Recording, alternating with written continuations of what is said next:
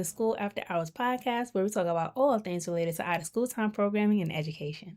I am your host, Jay Lee, and if you're listening to this episode, chances are you're getting ready for a brand new school year. Maybe you're excited, maybe you're overwhelmed, or maybe a little bit of both things are happening for you right now. The back to school season is one of the busiest times for youth program managers. Everyone is focused on getting students enrolled, staff hired, organized supplies, communicating with families and community partners, and making sure everything is ready for day one. But there's something I've learned over the years. The success of a school year is often determined by what happens during your first 30 days. Those first few weeks establish your routines, your culture, your expectations, and your relationships. If those pieces aren't intentional, you will spend the rest of the year trying to fix problems that could have been prevented. So today, we're talking about how to make those first 30 days the strongest yet. Let's go ahead and get into it. Many program managers spend weeks planning opening day. Very few spend time planning what happens after opening day.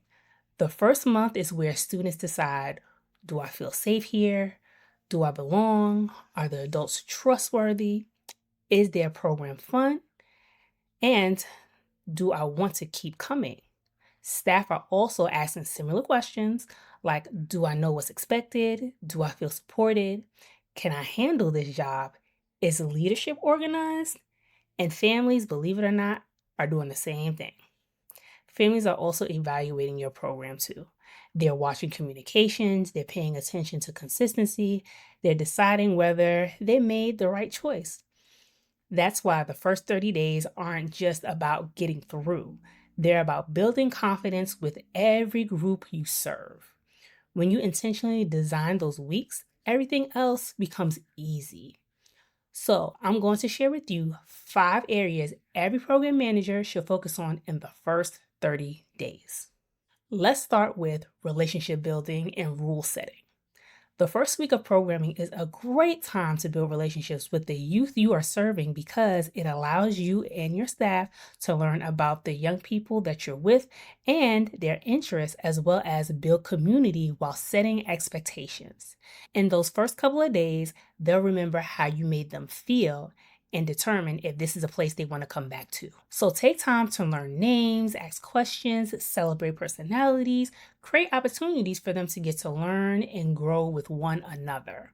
Also, give them guidance on what you expect for them while they're in the space that you're using and share what they could expect from you. So you have a certain level of accountability for both parties. Relationship building isn't extra work. It is the work. Next on our list, we have creating predictable routines.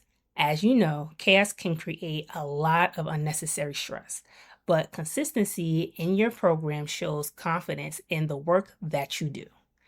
Think about your daily schedule. Can every student answer these questions?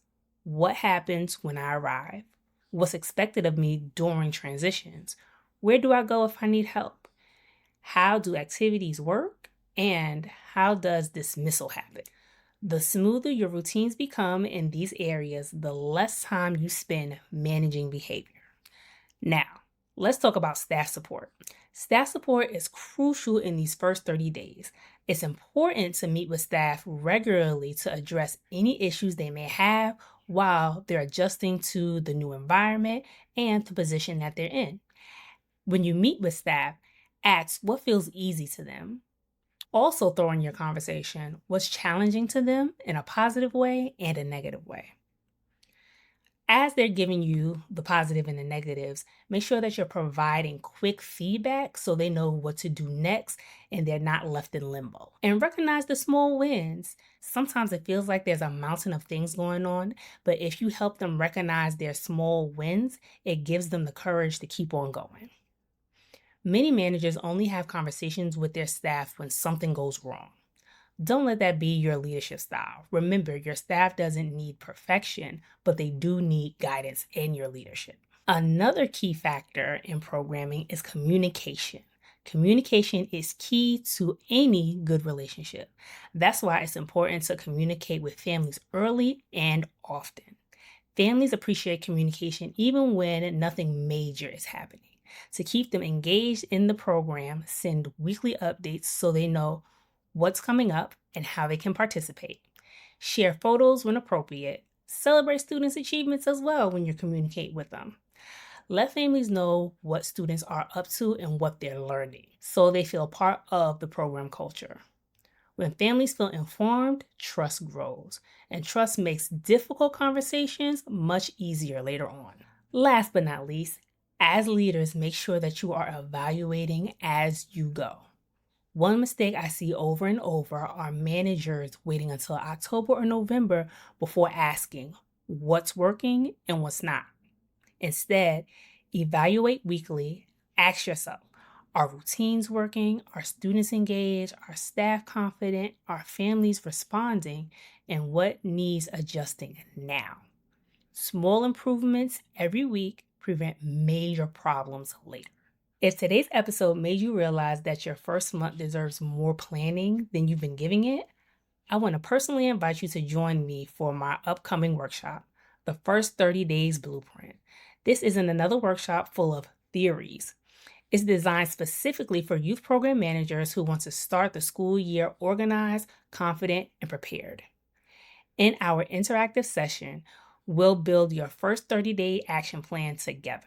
We'll cover identifying weekly priorities, program systems that reduce stress, staff management strategies, student engagement ideas, family engagement plans, partnership planning, and common challenges you may come across and how to avoid them.